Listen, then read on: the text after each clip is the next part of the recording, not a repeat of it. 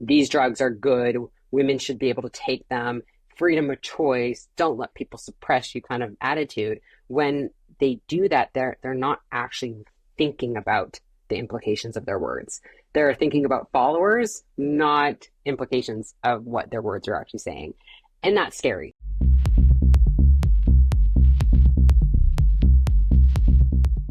Victoria, it's so great to speak to you, and there's a ton of things I want to cover, but I'd love to start with the enhanced games because it's got a lot of publicity, both in the UK and the US and North America recently, for the creation of a non-drugs tested sporting contest. Now, I know we can't necessarily talk about specifics here, but would you be able to give us kind of a broad stroke overview of doping in sport and why this has garnered so much interest right now? Doping in sport, it's a complex topic, to be honest, because there are so many varied opinions right now in kind of the popular discourse, whether we're talking about in the media, within different levels of organized sport, whether we're, elite all the way down to national or even like collegiate, even lower than that, I think just recreational sports. So there's so many different opinions circulating right now about it. But the reality is that doping, the act of using a substance to help augment performance, is a historic thing. So there are, some really great historians in this world that look at it and have traced it all the way back to like the ancient kind of Olympic endeavors where they would use all these different concoctions of things. Was this where we talking like about bulls' testicles and stuff? We're like in the that was actually more forward in time, believe it or not. Back then there were things like, I've seen stories of them using like bee stings. I've seen stories of different types of like tinctures and kind of on all accounts today would be like, oh, it's just like potions, like a bunch of herbs crushed up, but they perceive there to be some form of performance enhancement effects, and therefore they use them. Now, fast forward to the turn of the century, the last century, not the current one, but that is when like the modern Olympics, or the modern mega Olympic sporting events, really was birthed. And there was a lot of strong ideas and opinions about what was right and wrong to do in sport, who was allowed to participate, who wasn't, under what circumstances. So there was these ideologies, these philosophies that came alongside the modern Olympic sporting movement. Now, back then, they really did not care about drugs. That's something that a lot of people don't recognize, is that when the Olympics first started, there was no such thing as doping or drug testing movements, or what an enhanced athlete was versus a natural athlete. That wasn't even in the vernacular at all. What the main motive was how can we promote individuals being the best athletes possible under any circumstances? And, again, I can go into the philosophy and the history of this, but that was a lot of kind of ideas in the social consciousness of the time of like, it's like, what can we do with man and a woman? What can we do with them? How can we see them run the fastest? What is that going to take?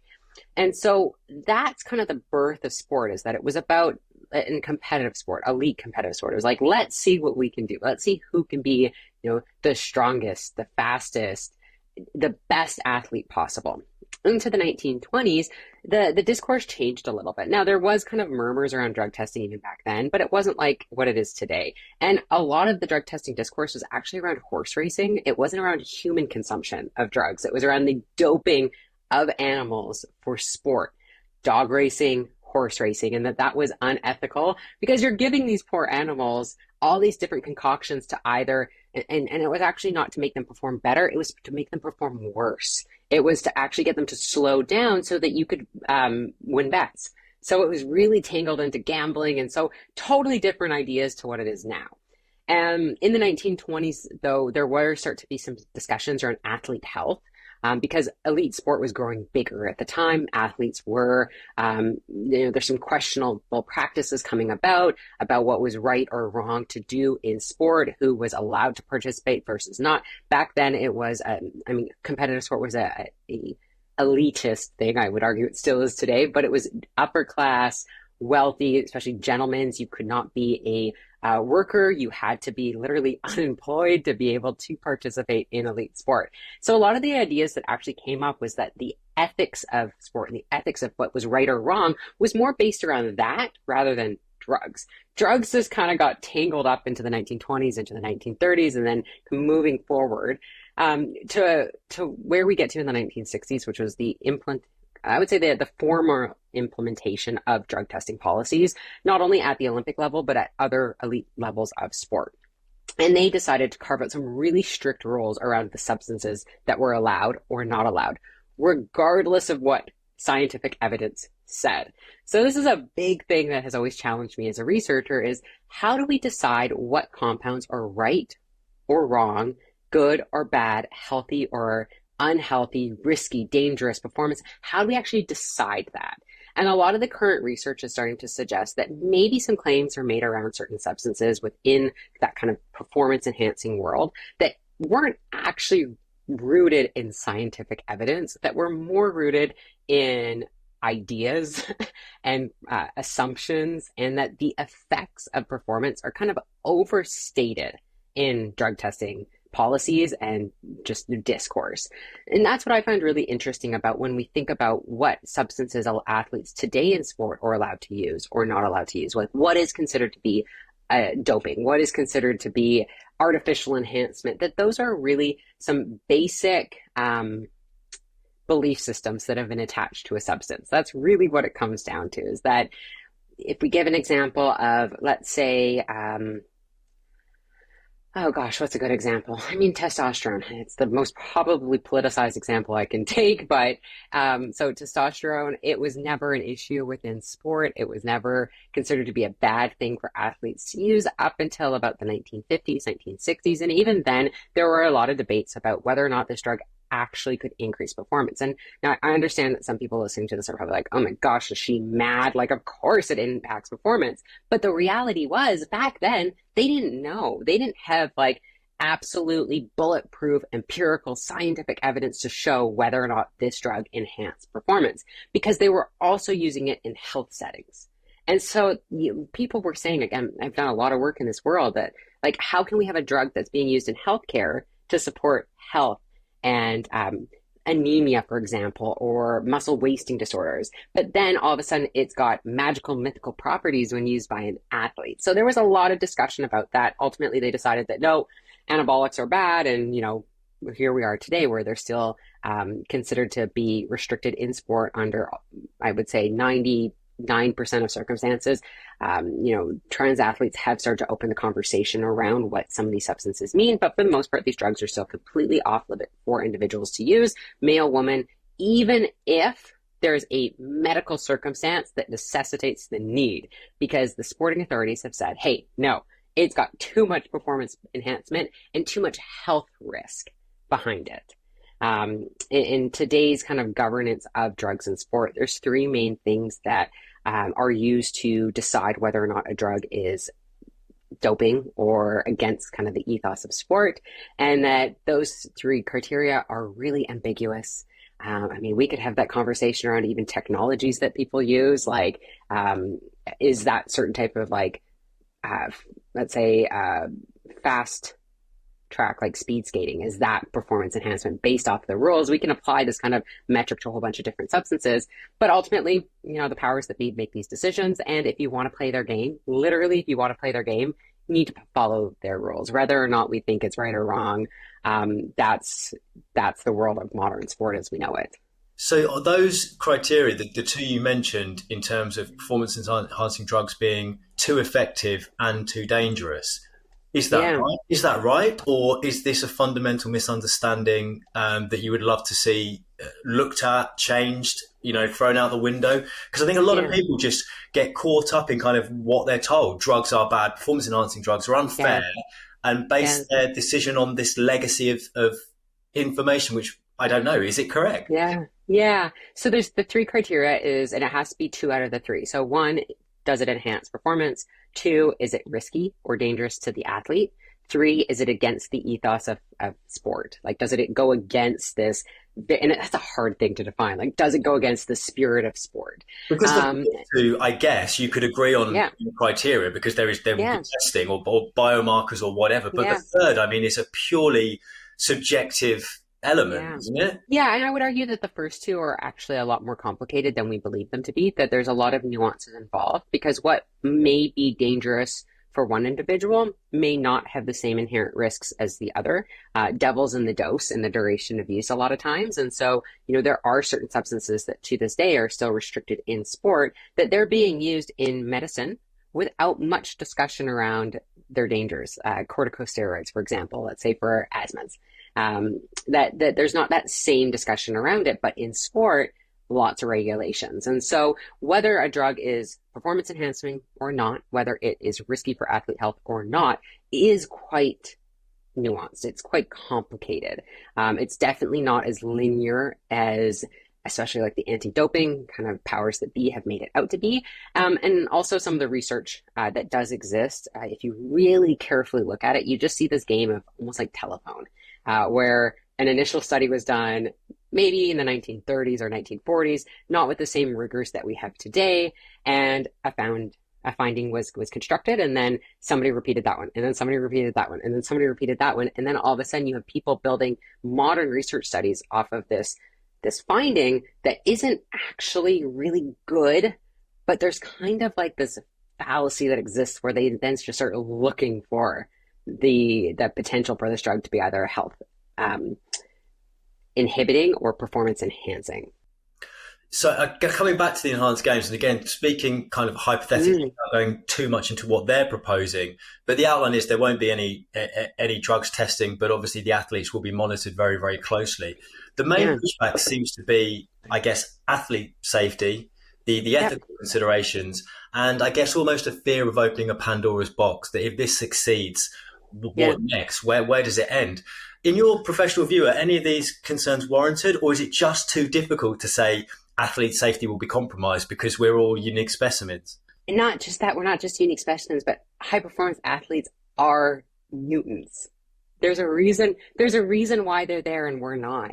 At the end of the day, there has been some studies that have looked at certain biomarkers, even like genetic or epigenetic kind of traits that exist within that elite athlete population. There's this one paper that I love that talks about how, like, especially within the elite female population, is what the scholar was speaking to, how you shouldn't look for this like statistical norm, this p-value of sorts, because you're never going to find it. It doesn't exist because these people are so unique. And what makes for a good athlete is far beyond just like a single gene or a single blood marker or a single set of biomarkers. That it's a lot more complicated than that. There are biological factors, there are social factors, there are environmental factors that really are encompassing an individual from before they're born until where they are today. So this idea that there's just this like linear ability to say whether or not a drug is going to be inherently good or bad or healthy or risky or whatever, it's just far too complicated.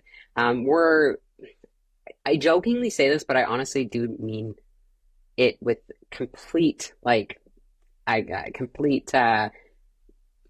don't even know how to phrase it.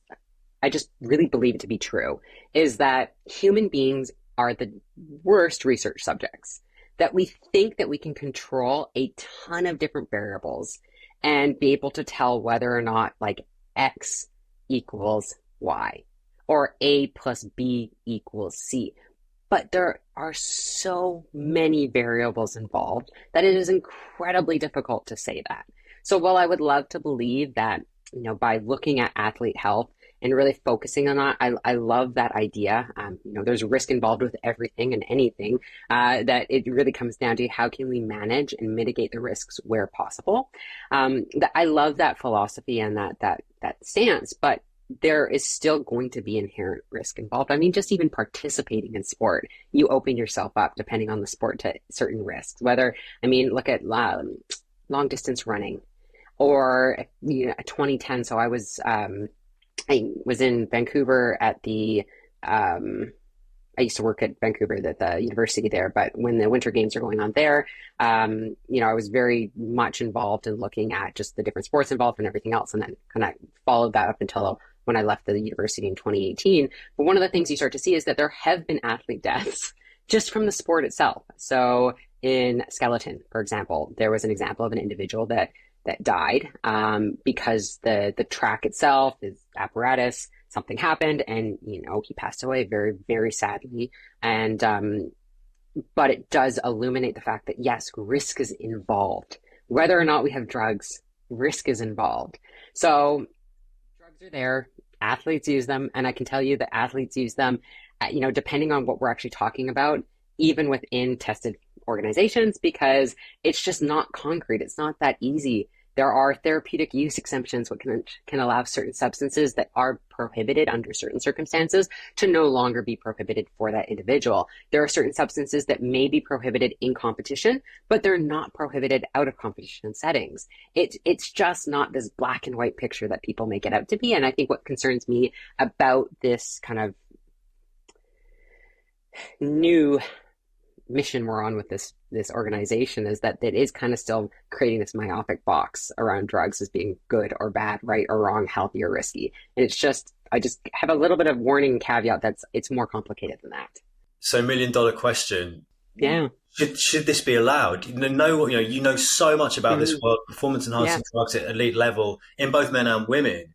What is this, a head versus heart? Do you want to see it to allow athletes to have the best chance of fulfilling their potential above? Or would you always shy away from it because you know so much and you know what the inherent risks are? Again, I know it's an incredibly complex and difficult question, but if a gun was against your head, which way would you go? I'm neutral. That's the thing, is I'm neutral because I feel like within tested organizations, there are a lot of challenges that arise. I work with and I consult with different elite athletes, different elite organizations, even those that are doing drug testing. One of the big questions that comes up is like, what happens when an athlete does have a legitimate use of a certain drug that's banned? Or what happens if an athlete, we want to be able to support their health in the pursuit of high performance through using certain supplements that are not, they're kind of outside what so there's certain supplements that get this approval that they're allowed to be used, very specific guidelines. So what happens if a supplement, even if it's like pharmaceutical produced or clinically produced by a very good company, what happens if we want a supplement to be used by an athlete, but it's not under that umbrella? Technically, they're breaking the rules or kind of taking the rules into their own hands. So what do we do in those circumstances? And that's a really challenging thing because, in my opinion, that sport is inherently risky for health, the pursuit of high performance sport. We know that athletes are, especially like when they're in the height of their competition season, there are certain physiological things that are happening that may not be pro health. They may be kind of pursuing high performance, and at the cost of that is their health. Now, the flip side is with certain substances is that when you open the door up and you say all substances can be used at any dose under any circumstance, we don't really know what that's going to look like in the 21st century because we've never had that. There are examples of things like professional bodybuilding or certain types of strength sport organizations that they don't test for drugs. And we do know that there are people that, again, are the mutant athletes that don't necessarily need to take super physiological doses of things. But then there are also the people that do take super physiological doses of things and they run into health issues as a result of that. And so there isn't this one size fits all approach. I think that the two worlds can learn a lot from each other if they can think beyond those very rigid criteria that I had spoke to of is it healthy? Is it performance enhancement or performance enhancing? And then is it against the spirit of sport? If we can think beyond that, I think we can actually have this more comprehensive discussion that then actually puts the athlete health at the forefront of their pursuit of performance, that we don't have to pick one or the other. Speaking of athlete health, so much of the conversation that I've seen specifically around the enhanced games has been around athlete safety without any nuance or consideration for men versus women. So I was hoping we could talk a little bit now about some of the short-term and long-term effects that female athletes will have from using performance-enhancing drugs. Because again, I think for the layman, you hear about PEDs, you think big muscles, hypertrophy, it's all those kind of the maleness of the performance-enhancing drugs. What are some of the key factors or symptoms or problems that women can have from sustained performance-enhancing drug use? So number one is what are we talking about when we say performance enhancing drug? That is a very ambiguous term in my land because there are so many underlying kind of substances that are in that umbrella. If we look at specifically how an organization like the World Anti-Doping Organization defines them. They break them down into specific categories from stimulants to anabolic or muscle building agents to things to support and promote oxygen capacity. So there are many different drugs that fall underneath this umbrella of like PED. And some of those substances are used within medicine every single day. And so that's another important thing to remember. So I think what you're speaking though to is more to our pharmaceutical androgens. I'm speaking about androgen specifically because of Yeah, the knock-on effects because of female physiology is obviously very, very different. I think that's, sorry, I should have been clearer in my questioning, but along yeah. those lines, because of how it can then cause a severe imbalance in the natural female hormone system. As I sit here with like this disgusting sea of papers around my desk, you know, we don't have a lot of data on this empirically. Okay, so number one is pharmaceutical androgens have been used in clinical settings and non-clinical settings since about the 1930s. That's really when we had that genesis of pharmaceutical androgens. Back then, women did get them prescribed for a host of different medical issues, whether it was for anemia, certain, like I said, muscle wasting disorders, but then also certain gynecological challenges, certain types of cancer. So they were being used broadly. And this is that like the dawn of a new era of medicine, right? It's the dawn of the endocrine era, really learning about the endocrine system and hormones and everything else. And so some of those doses were a little crazy, not gonna lie. By today's standards, you look at them and you're like, ooh, that poor human. But they were high for both men and women. They didn't know better. They were just creating these drugs. We didn't have randomized controlled trials. We didn't have the same pharmaceutical standards we have today. And so that kind of idea as to what these drugs could potentially do in a female really got exasperated because we kind of saw some dosing getting stretched. There was also, though, what's really important to remember is that androgens, estrogens, and progesterones collectively within both science to this day and historically have been called the sex hormones. And there's this idea that androgens are the male sex hormone and estrogens and progesterone to a little lesser extent are the female sex hormones, and that they are sex exclusive. So men have one, women have the other. And when we create that idea, what that means is that if we think that androgens are the male sex hormone and they promote things that are associated with maleness, they are not okay in the female body. But that's not true. Women have androgens, and a lot of them naturally. We make estrogens from androgens.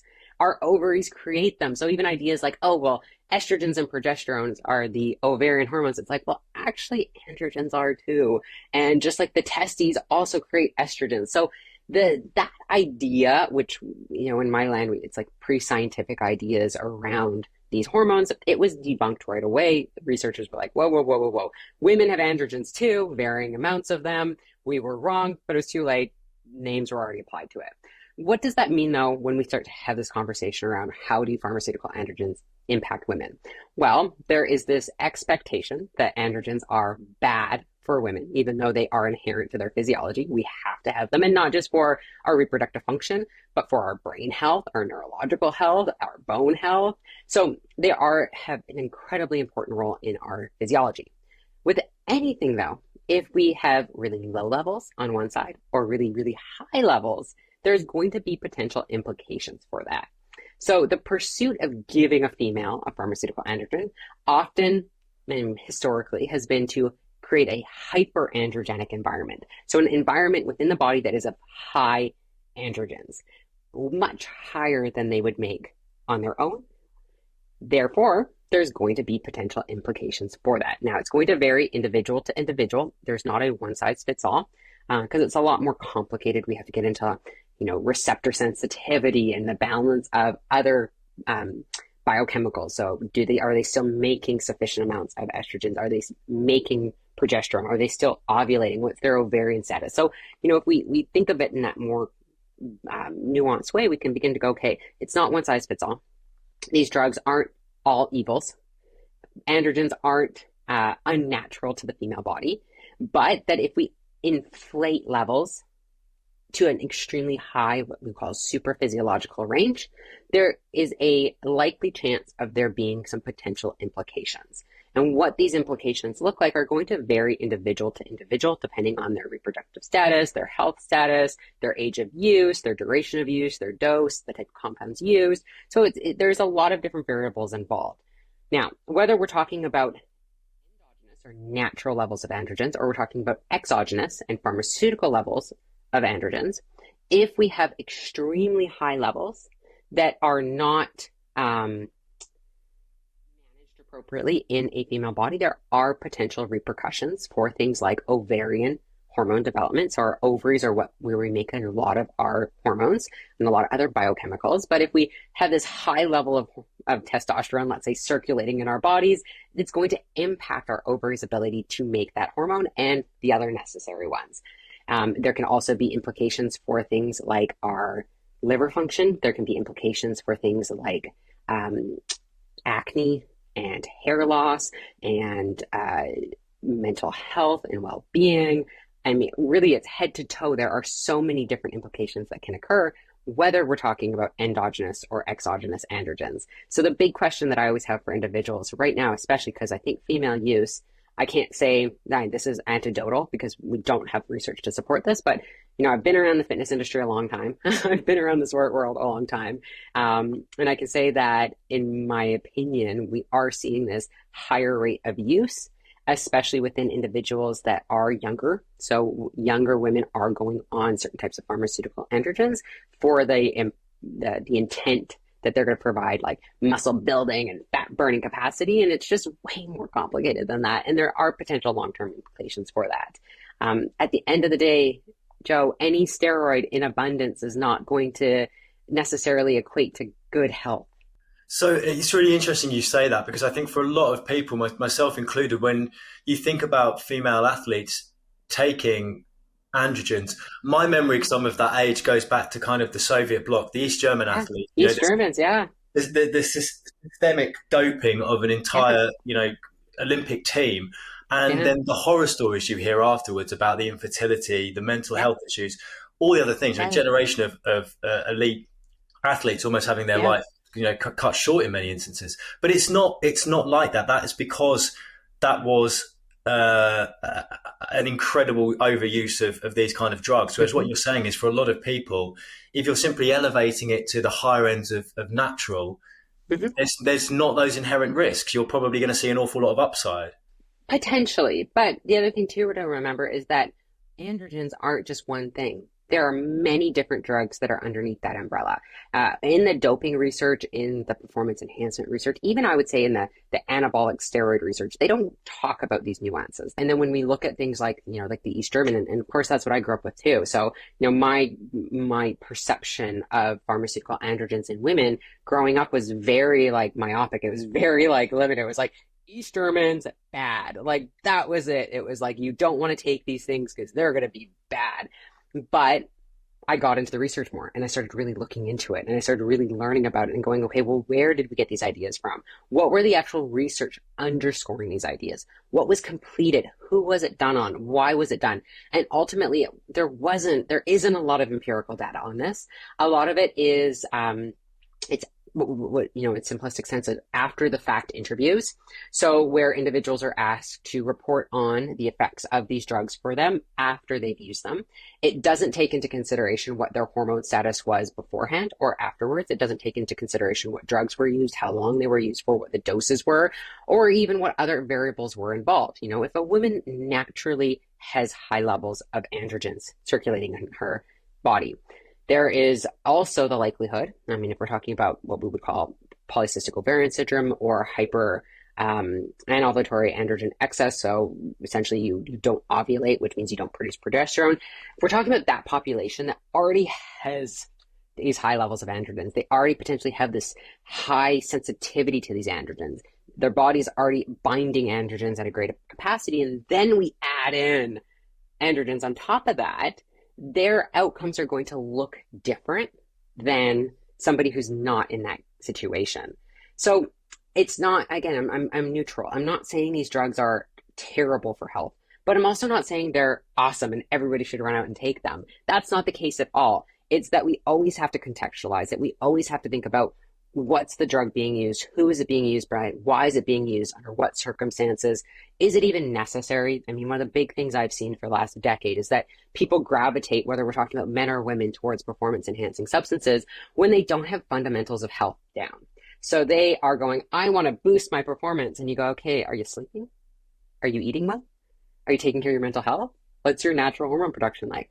When we think about sport, what often gets forgotten is that in certain circumstances, our hormones can be depleted or castrated. We can castrate our physiological system through high levels of output, low levels of recovery, and high levels of psychosocial stress. So we can shut down our own hormones that way. So if you're doing that, well, maybe the answer is not just replacing them with these drugs that kind of look like they belong in your body, but not really. It doesn't really make sense. And so I just see that there's this complete lack of awareness around like, what do we need to have in the mix to potentially make it so our performance is optimized? And then from there, what do we need to be able to potentially augment if that's the direction that somebody wants to go? And does that need to be an androgen? Or are there other things that could be put into the mix that may have other benefits without potential risk profiles that are the same? That is just not, that conversation does not get had. I think, again, for people my age, it's either the East German female athletes or the other big event was Ben Johnson in the 88 Seoul Olympics. It was just a worldwide news story. And then up until that point, it had been drugs, performance enhancing drugs was something that was only kind of really associated with athletics. And then obviously you had the Balco scandal, right, where it suddenly just blew the lid off the fact that this was probably happening in almost any professional sport. And the more people I speak to, Victoria, in this, there's almost kind of like a nod and a wink, like everyone's at it. You have to be, the performance enhancing drug industry, if we can call it that, are always going to be one step ahead of WADA or whoever else because of the money involved. Given your unique perspective in the fitness industry, professional sport, and with performance enhancing drugs, is abuse far more widespread than the average Joe assumes?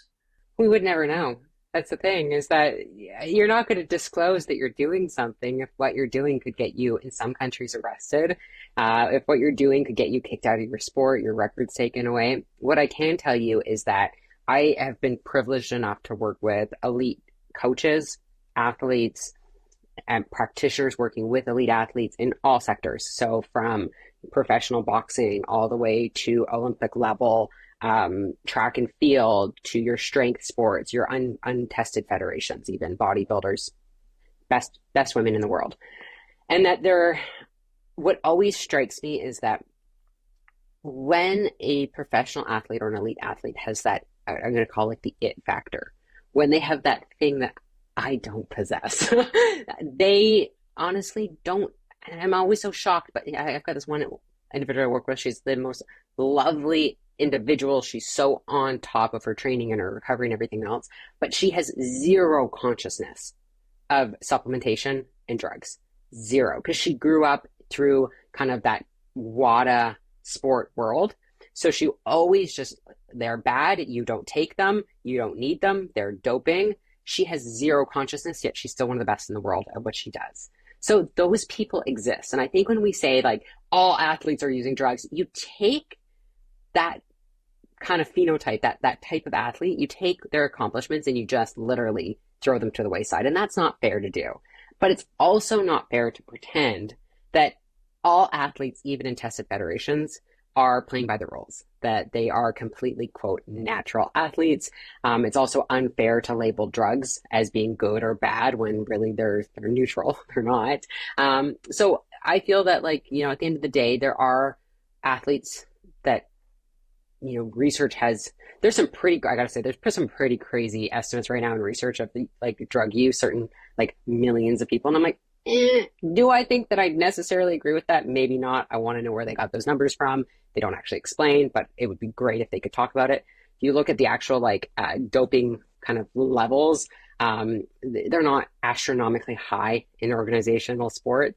What we do need to be concerned about is individuals who are not in organizational sports that are using substances, because I think that's the bigger question we have to be talking about. That's the bigger issue, and that there needs to be more awareness, is that performance enhancing drugs are, they're being used by people in high elite kind of employment worlds, career worlds, to be able to always be awake, never sleep, never be sick, right? So they're using certain substances to enhance their vocational performance.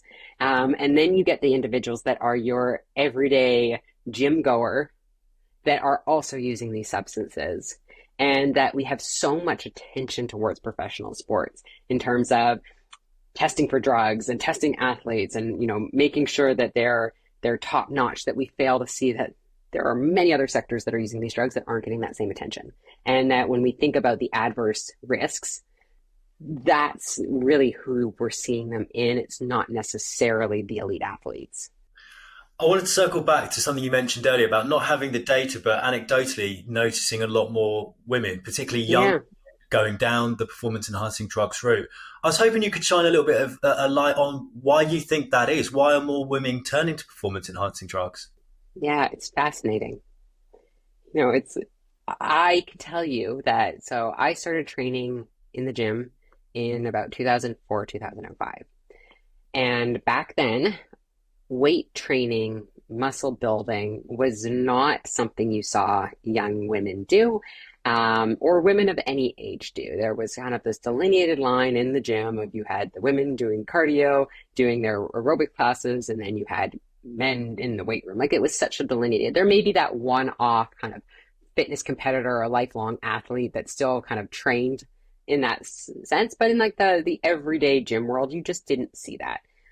Fast forward to today, we have such a beautiful revolution happening where women are going into the gym, where women are wanting to intentionally build muscle through the rigors of nutrition and lifestyle and weight training, and get as strong as they can, and not just for physique purposes, but also for health purposes. We know muscle is the organ of longevity, as my good friend and colleague, Dr. Gabrielle Lyon, says, right? It's got an incredibly important physiological purpose in our bodies. And so why wouldn't we want to be able to do activities that support that?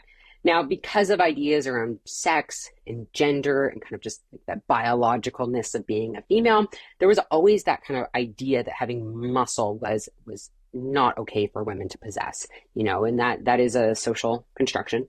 It's not rooted in biology at all. And so that, I would say, shifted a ton in the last, especially 10 years, 20 years, but especially last the 10 years or so, in which you do see women being like taking back that idea that I can be strong, I can be muscular, I can, train hard and eat well, and really honing the idea of being a athletic female, no matter what their walk of life is. We just didn't see that 20 years ago the same. I think with that comes also this desire to get there faster through the use of drugs. I think there's also that idea that, and I talked about this kind of at a talk a couple months ago, but education has lagged far behind what we're seeing users and kind of practice doing. So in the world of sport medicine, exercise physiology, but then also conversations around health and performance within kind of more of the professional or practical sector, that's lagged behind. Education is just lagged behind. And so you have individuals that are doing things that we don't have science to support. And it's not that we haven't tried, it's just that it's outpaced. It's completely outpaced by users. And I would argue with the drug use, it's the same thing. I think social media is a big factor too. I think there is this wild thing of unrealistic beauty standards that when I grew up in the 90s, it was the world of photoshopping and magazines. And now it's photoshopping everyday people through the use of apps. Beauty standards have also changed. Oddly enough, I think we actually have maybe the Kardashians to thank for this, but like the idea that it was about big booties, like the big booty era of like 2014 moving forward. So women were going into the gym to try to get this very kind of over the top lower body. And so that beauty standard has shifted. It may shift back. I said to my husband that everything goes around. So we're probably going to go back into ultra skinny. I'm just waiting for that day to happen. And then we're probably going to have more conversations around eating disorders and low nutrition and the overuse of certain stimulants or agents to help with kind of big air quotes, but fat loss. That stuff is always moving. So it's just going to be a matter of time until we see the pendulum swing again. So the primary driver, again, anecdotally, that you're seeing is women want to getting not only stronger, but actually Yeah. want to put on lean muscle mass. That's Yeah. your experience. Yeah. Again, I find that so fascinating for a number of reasons. But I think the education is what I want to focus on, because for a young guy going in and supplementing their testosterone or whatever, they're going to see the results, and maybe if they're Yeah. relatively sensible, there's not going to be a ton of long term negative implications. But my concern would be for women not having the education behind it, is it would be very easy to suddenly be taking on too much of these compounds that then can have not only severe health implications, but potentially irreversible ones as well. Is there an education piece missing here? Are you worried about these young Oh, girls yeah. in Absolutely. and taking it and then not realizing they might Yeah. put on some muscle in the first 3 months, but what are they going to look like in 3 years? Yeah. And I see this a lot. So in 2016, um, I got the opportunity to speak at a big sport medicine conference, really big one. And it was really I would say one of the first times that a female stood up, female academic stood up and was like, hey, we need to start talking about this. Because I saw it starting. I was training every day in a commercial gym in like a residential area, and I was seeing more women use starting. And it was an incredibly important conversation that we had back then that I kind of started, and I just have been continuing to have it because I think we don't have the education. There is this huge kind of binary that we create in terms of these are the worst things ever, women should never take them, or they're not that big of a deal, not a problem. And it's just way more complicated than that. Like I said, we have to talk more about what their health status is before using. We have to talk about their age. We have to look at their reproductive history, their health history, their duration of use. Like there are so many nuances and involved that just are completely getting lost in this good versus bad kind of dichotomy that's created.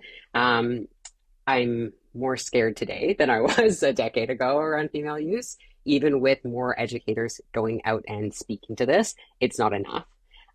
There's always going to Because of the proliferation, because more and more young women are doing it. yeah, Is that what you're yeah, concerned? yeah. So my concern, like more women are using, we don't have education within the medical sector about it. We don't have education within the kind of more wellness fitness sector about it. What we do have, I see a lot. I try not to pay attention to it because I like to see what people are saying, but I get so frustrated when I see sometimes some of the ideas promoted, and then I just go, okay, that just means I got to put my head down and work harder to get the better understanding, the better words out there. But the idea that it's okay for young girls to take, let's say, testosterone replacement therapy, that's not benign. Even if it's testosterone, which our bodies make, so the molecule of testosterone in, let's say, an injectable ester, certain types is going to look similar to what our bodies make. But at 22, who already has, let's say, abnormal menstrual cycles, is already on an oral contraceptive agent that's having an anti-androgenic effect, because some of the oral contraceptives do it. If they take that, is it okay? I don't have the data, but I can tell you from like the biochemical world and the physiological world, probably not. But unfortunately, you have promoters and individuals saying that it is okay. And that's what scares me, because there are people in powerful positions that have hundreds of thousands of followers on social media that are going like, no, it's fine. It's biological. It's okay. And, a little goes a long way. And it's like, no. It's way more complicated than that.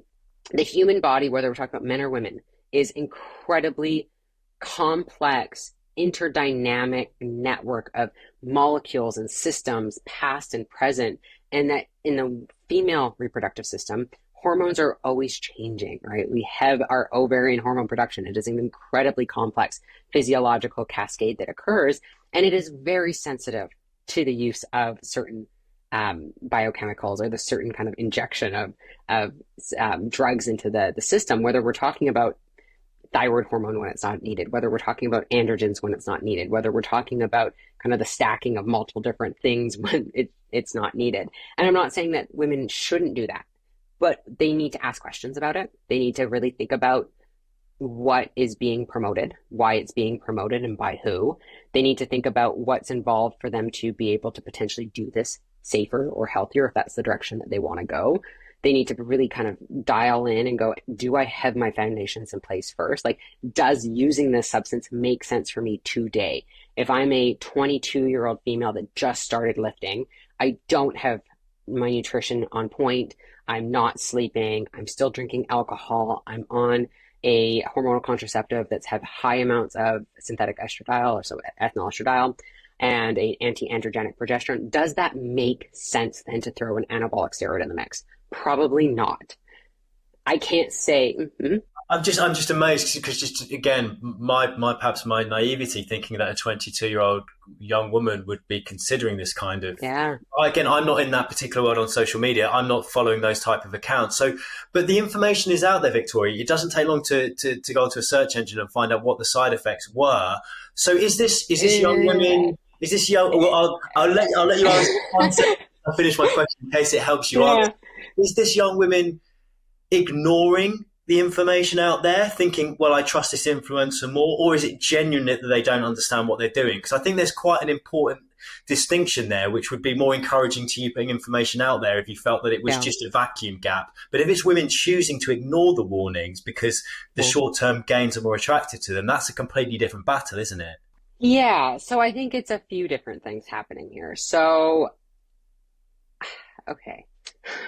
Let me take a breath here. So, again,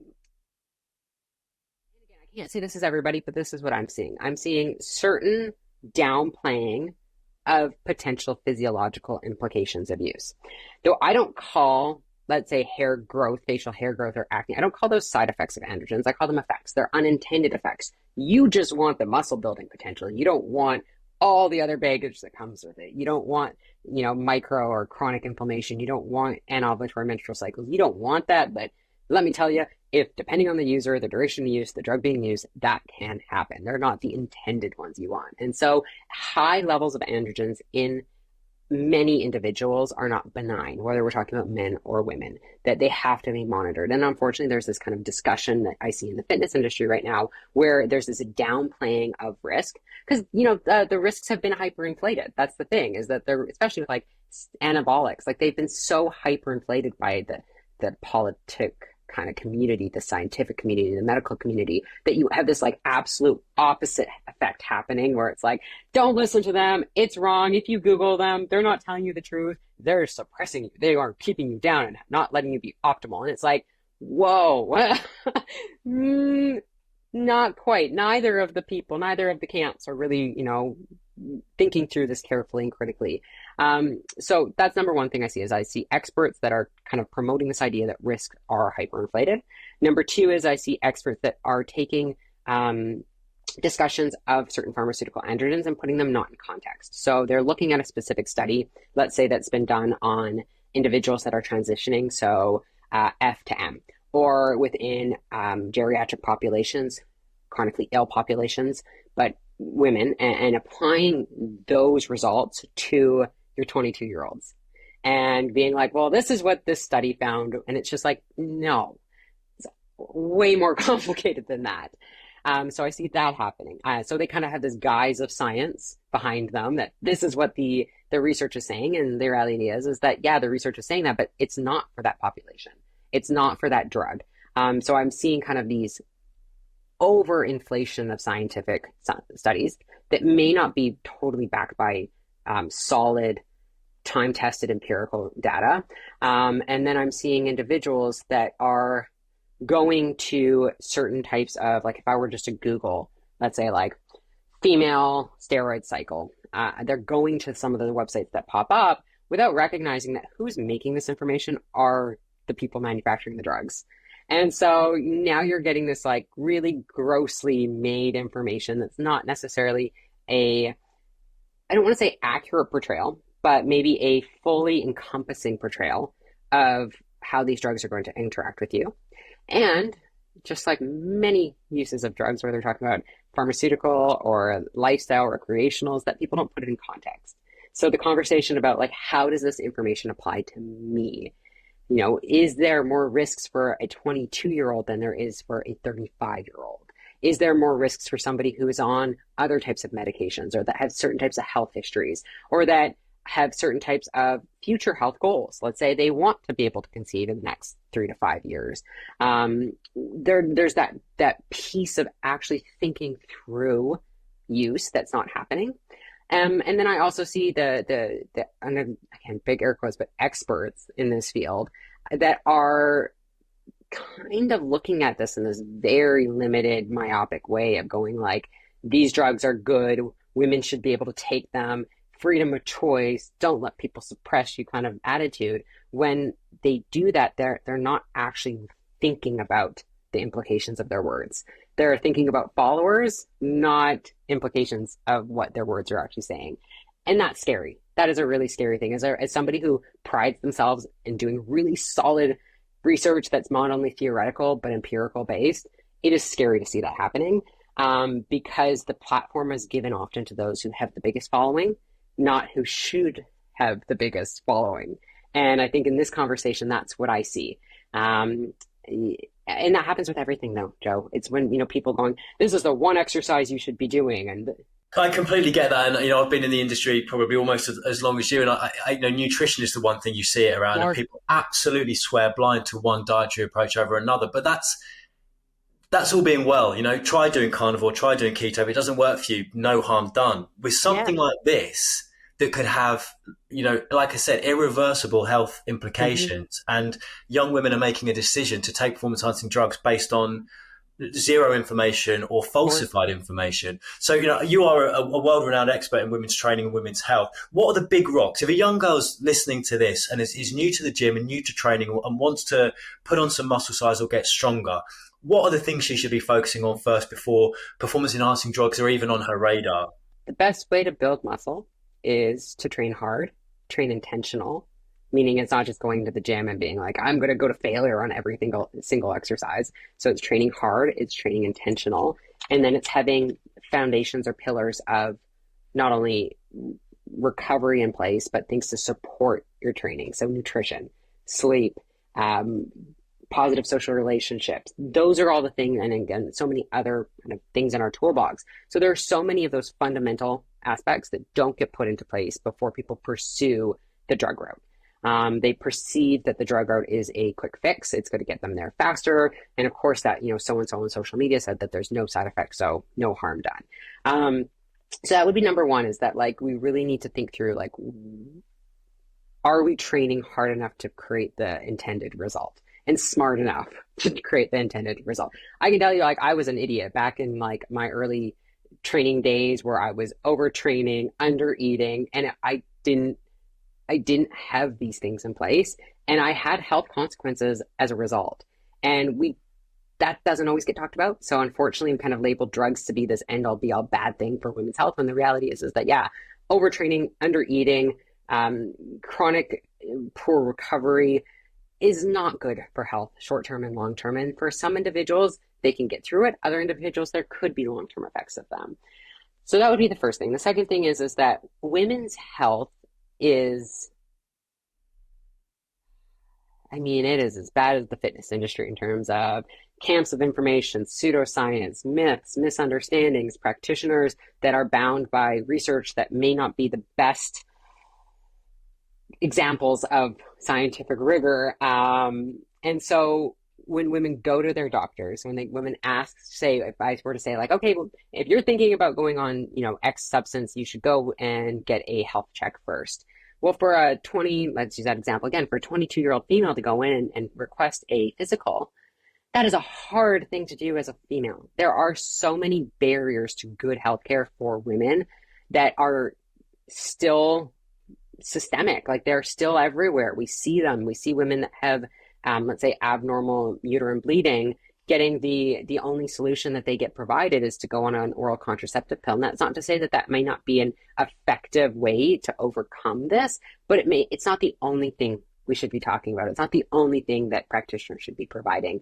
And I say this as a researcher looking at the research longitudinal, so across time, and also critically looking at all the different studies. When I talk about even my doctoral work, it's taken 7, 8 years, because if you do it dense and if you do it deep and you really ask the questions on every single example, it takes time to do it. And that's when you can really start to see like where these ideas come from and how they impact individuals on a one-on-one basis, whether we're talking about how medical practitioners like create information or how users themselves understand it. So I would say that a big thing is that we just don't have that conversation about what it means to train hard for, let's say, hypertrophy or for health for women, and what does it mean to be able to help women be as healthy as possible and have a practitioner support them in that without feeding into myths and misconceptions around what it means to be a biological female. So that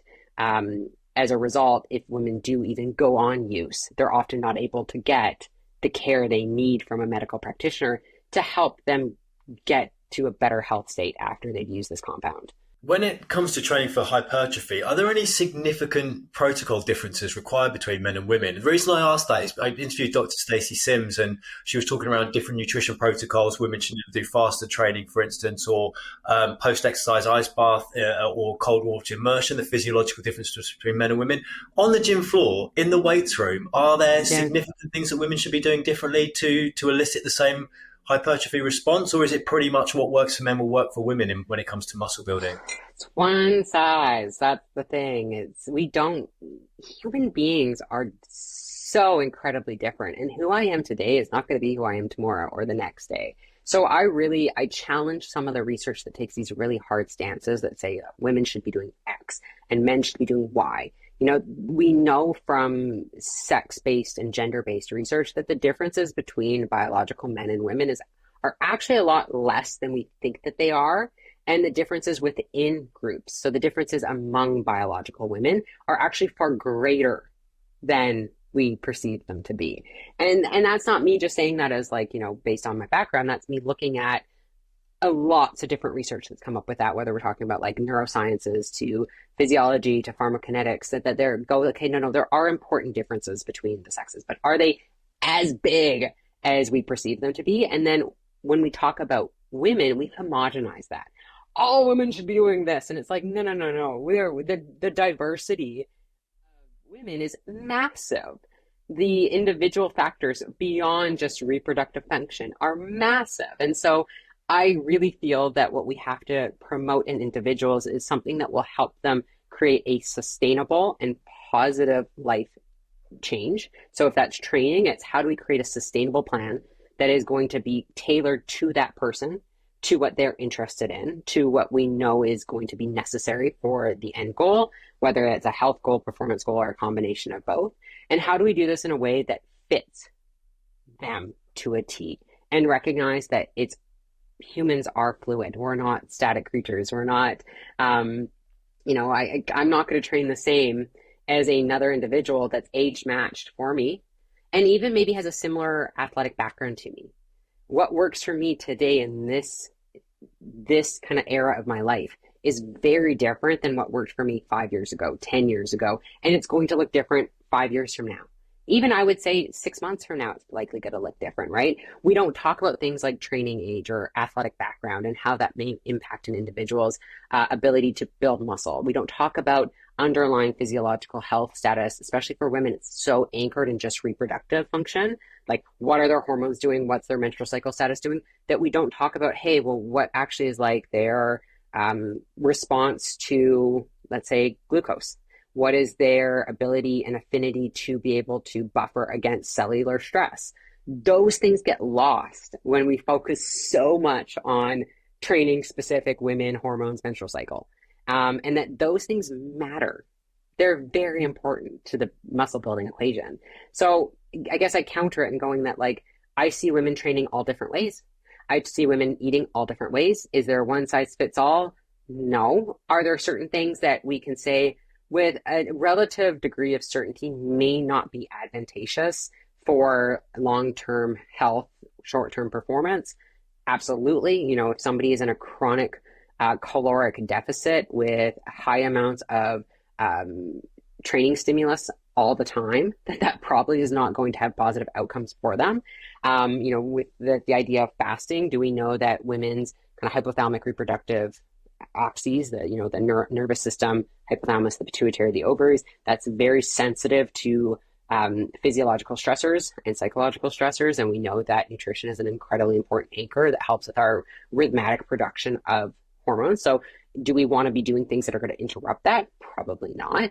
But are there certain individuals that, let's say, the only time they have to train is at 4:30 in the morning because they have 3 kids, a full-time job, and a side hustle, and it's either there or some other time? And is it fair for me then to be like, you cannot do this, it's terrible for you? No, it's my job to try to figure out a solution, try to figure out something that is a middle ground that may not be perfect, the lesser evils of sorts. And that doesn't mean that I'm going to say like gold stamp, yes, you can fast. No, it's going to mean that we're going to work on it. We're going to figure out a solution. I think that these hard fast rules can leave a lot of women feeling helpless. It can leave a lot of women feeling like alienated, unsure. And so we need to just be really careful with how we express science, practice, personal opinions, so on. It's got to always come back to the individual and really center on them. I think the perfect storm of all those things you just mentioned has been illuminated recently in transgender sport, right? And it's been very much portrayed as a black and white issue that if you are transitioning and have gone through a male puberty and then transitioning to a woman, you have an unfair advantage over biological women because of the impact of testosterone. It's incredibly confusing for a lot of people who aren't immersed in the science to actually understand what is going on here. I was really hoping you could give, if you're okay, just to give an overview of, is testosterone having a massive impact on performance? I spoke to Dr. Carol Hooven about the behavioural impacts of testosterone and how even in the embryo, it's making changes to your brain. So it seems very, very clear that the science is there for how it dictates behaviour. But what about performance? Am I right in saying that testosterone does have a huge impact? You're going to hate my answer here. I'm genuinely interested. Yeah, no, so I can't say for certain either way. Okay. Right? Because it's not causal per se. Like, people are going to be like, oh, yes, it is. But it's like, no, hold on, per se. And I'm not, I know a lot about this. I am not the expert in this. I can, there's a lot of great, as I've got this massive pile on my desk, there's a lot of great resources. This book is fantastic. And there's an entire chapter on testosterone and athleticism from a critical basis. They look at the research on it. So yes, steroid hormones, whether we're talking about androgens, estrogens, progesterone, have a physiological effect on multicellular processes. Absolutely. From, when we are in utero all the way to, walking earth side, they have a physiological impact. However, that impact varies individual to individual. We have to think about receptors. We have to think about transportation. We have to think about metabolism. We have to think about the blend or the harmony between other steroid hormones, between other biochemicals, between other epigenetic and genetic aspects. There are so many things involved. And so I can't say for certain because I don't believe that the research right now is as clear cut as we have kind of understood it to be. Androgen deprivation may have impacts for that individual, not just for androgens. So what I mean by that is that when we have an androgen withdrawal in somebody, when we stop them from producing it, and we actually give them something to stop them from binding at the androgen receptor, the kind of secondary androgens that they're creating from their adrenal glands, that there can be other impacts that arise from that, influencing how they utilize and make, let's say, IGF-1, how that they impact and utilize their thyroid function, how they are retaining nitrogen and there's so many different physiological effects that are happening. And so now we have to look at all of those as well in an individual to see what those systems were like before and after androgen deprivation. So I just think that we have a lot more to move with that research. I think that we forget that estrogens have an incredibly important role for athletic performance and physiology, if I use that just as a dichotomy, as an example. And if we are removing androgens and we're now giving somebody estrogens as well, that is going to potentially have alternate influences on their health and performance that research isn't necessarily looking at. So I just don't know if we have clear-cut basis. I'm not going to sit here and say that if an individual takes an androgen, they're not going to have any performance impacts. That's not what I'm saying at all. It's just that they're going to be varied and they're going to be nuanced, and But that there's it all. certainly feels as though the kind of the blanket argument that if somebody does transition and is given testosterone, they've inherently got an advantage over biologically born Yeah. women. But you're saying the science doesn't support that. It's not. You cannot make that claim because of individual nuance.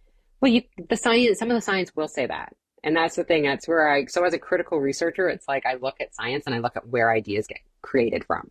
What's the foundational knowledge, the mechanisms involved? What are we looking at, and how is that getting translated into scientific research and then into scientific findings?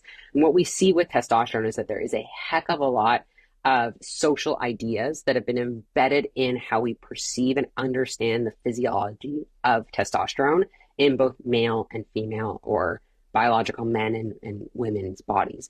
And that there are a huge amount of kind of myths and misperceptions around it that have really infiltrated every single aspect of that research journey, from creating an experiment to actually doing it, to how users feel and how they report findings.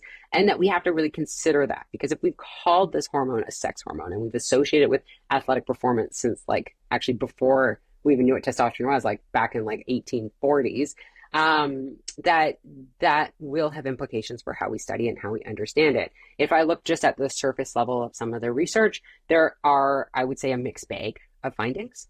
I do think it comes down to the individual in hand. I think it also comes down to the duration of use of withdrawal. It comes down to what hormones are being added in on top of. I think it also comes down to that individual's it factor.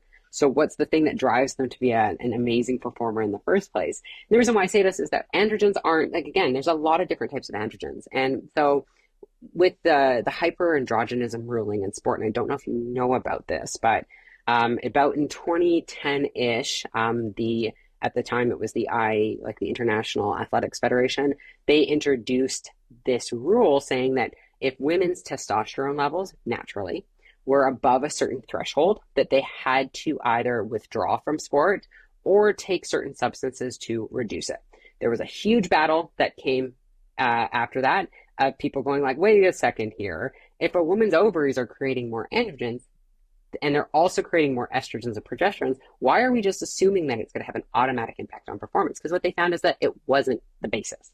And that the research that was done by the sporting organizations wasn't really empirically grounded. I mean, they even had people that were known to be dopers in the data mix. So people that they knew were taking androgens that were eliciting a very particular biochemical outcome for athletic performance into that. And so they're going, wait a second here, like this doesn't seem right. So, the organization kept reworking the rules. And as of like 2019, the rules were that if you had this kind of what they called an inborn physiological state that increased androgen production, that you would still have to take a hormonal contraceptive to reduce the activity of androgen in a woman's body, regardless of what the scientific research had shown in that population.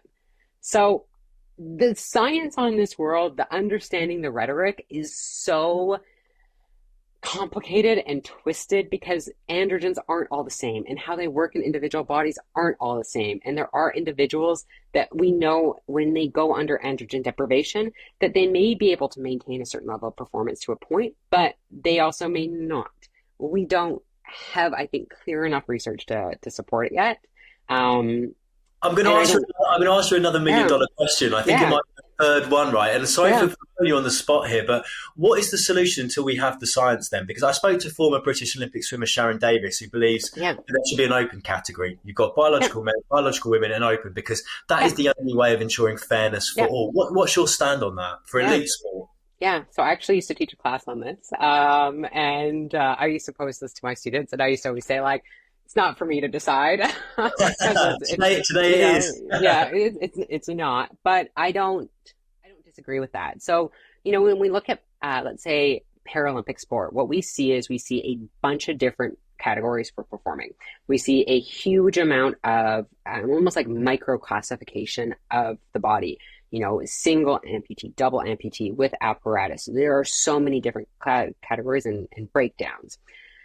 Sport was built on binary thinking. Sport was built, initially women were not allowed to participate in sport, right? Because of social perceptions around women's bodies and inferiority and just the like kind of the eternally wounded woman, that we were not strong enough to be able to do it. So, women's bodies have had a lot of stigma surrounding them. Female athletic bodies have had a lot of stigma surrounding them. And women have had to work damn hard to get where we are today to even have some semblance of equality. And I would argue that we're still not there at all. So with that said, human physiology in terms of sex and gender is incredibly complex. It's not and or. It's not black or white. There are shades and variances there. And that there has been a huge, beautiful body of research that's showing that even something like anatomical sex difference is not black or white. That you have individuals that are variables. You have individuals that have variances of different kind of, even, let's say, genitals, that they're not just A or B. It's very fluid. I think hormones are the same thing. We have individuals that are at all ends of these spectrums. So I don't disagree with that idea of having an open category for now, if that's the potential solution forward. I can sound probably like a complete like asshole when I say this, but if we want to play, like if I'm coming in to play your game and you set the rules and I want to play in your game, then I am going to essentially follow the rules that you're set because I want to play that role. Now, problem with right now with high performance sport is that who are setting the rules aren't necessarily doing them the most fair, the most ethical, backed by, very altruistic ideas. Like that's not happening at all. And so that I think is one of the rhetorics that we see existing right now, where people go like, well, you either you compete or you don't. It's simple, right? You got to play by the rules. And it's like, well, no, actually, the powers that be have an immense amount of power, and there's not any overseeing bodies. And so when they do make errors in, let's say sex testing in sport and the history of that, we know that it was incredibly unethical. There was a lot of injustices done that were absolutely heinous and that they shouldn't have happened. And so we do need to have whistleblowers. We do need to have people like these checks and balances that exist. The open category could be a potential way to overcome that. But I truly feel that whenever we have a high emotion situation, something that we've invested a lot of time and money and energy into it, that there are always going to be strong opinions surrounding what's right and what's wrong. And whether we're talking about trans athletes or the dope only games, drug testing, right? There's always going to be these strong opinions. Even if you can do the most rigorous policy making process that try to be as inclusive as possible, there are still going to be people that are going to criticize it and challenge it. Ultimately, I can tell you that this is, I think, the nice kind of come around of the topics we've discussed, that sex and drugs in sport are inextricably linked. They are tangled so tight together, and they have been since the beginning. And that as somebody, as a researcher in this world in 2024, I would say that it's getting a lot more complicated with more research that's coming out, with more people participating in sport, with more and kind of diversity of ideas are surrounding drug use and sex and gender and everything else. And that, so for the people that are making those policies, is that I want to hope that they're taking into consideration all of these different variables, and they will do the right thing, whatever that looks like. But that's going to continually be changing over time. Final question. It feels to me that with performance-enhancing drugs, SARMs, peptides, nutritional supplements, the line's kind of blurring between what was very clearly before a performance-enhancing drug and maybe what was just classified as a health supplement. Yeah. With that, do you agree, firstly, that line is blurring? And also, if so, do you think that's a positive thing for your educational piece? Because if more people are aware of these things, does it make them more receptive to information? It's funny you asked that, because I have been trying to write about that for about 2 weeks now. Yeah, and it is, it's really complicated, right? Because the blurred line, I would say the lines have always been blurred, especially when we're talking about androgens and testosterone and kind of that umbrella, is that they have been used for health purposes since, they were first created in the 1930s, synthesized, but they've also been always associated with kind of non-health uses too. They were associated from vitality and anti-aging from before we even synthesized testosterone. So there's always these dualities, these or multiplicities actually surrounding drugs and how we perceive them. One drug, let's say pharmaceutical testosterone, can have multiple different identities surrounding it. It can be used in so many different settings, whether we're talking about recreational use or performance use or performance enhancement use or health or longevity, anti-aging. There are so many different identities that we attach and associate to it. So I would argue that the lines have always been blurry, that we just have more of a consciousness now surrounding them in the current day, and that it is a conversation that is evolving very, very fast, in my opinion. We don't necessarily see as much awareness around it, especially like in the academic literature, is growing. But I would say that on the front lines of social media and YouTube, there are a lot of people that have a lot more to say about it, about the multiplicity, the blurriness, the fuzziness around it. And that I really truly think we're continuing to see that change. It's going to always be evolving, and you're always going to have people that have really strong opinions about like how to identify a drug, classify it, use it, who should be using it, who shouldn't be using it. There is always going to be those strong rules because of what it is. There's policy surrounding it. There's regulations surrounding it. And so there are hard, fast decisions that have to get made when we look at policy. If policy surrounding drugs didn't exist, I would be a little scared because then all of a sudden, we don't have the same standards for practicing the production of them. We don't have the same standards about prescribing them. We don't have the same standards for the pricing of that people pay for them. So it's not that policy surrounding drugs are bad. They do have to take a hard stance rule at some point, and it's just, is that the one that they've taken the right one? Your area of expertise is almost by far the most complex I've ever had to deal with at health and fitness journals. Do you ever wish you'd chosen something a little bit more black and white, or is this what you live for? Every dang day. But here's the thing: is curiosity. I came about as a exercise physiology student. Like I came about in this world that was a lot more mono paradigm, single theoretical background and perspective. Research was conducted in a certain way, these, very, very streamlined way. That was the path I was on. Through more academic exposure, through personal experience, through being within my own health challenges, through my own experiences as a female muscle building person in a time that muscle building wasn't a thing, my perspectives and understanding got challenged. And as a very curious person, I was like, well, why? Like, what is it about this? And then all of a sudden I went from being this very kind of scientific path to multidisciplinary. And the pendulum swung into the social sciences and the humanities because I was like, well, I want to know why we have these ideas.